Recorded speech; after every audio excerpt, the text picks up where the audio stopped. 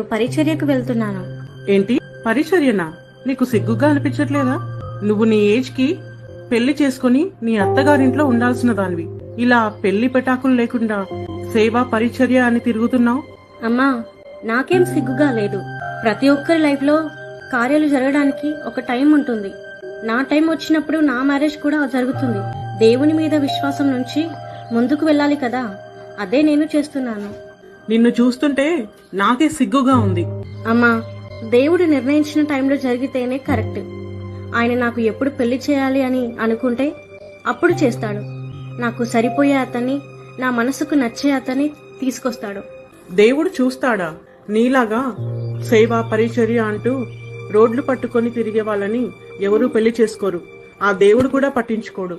చూడు, నేను ఇంకా ఇలా నా ఇంట్లో చూడటం నాకు అస్సలు ఇష్టం లేదు. కాబట్టి నీ పెళ్లి జరిగే వరకు నువ్వు బయట ఎక్కడైనా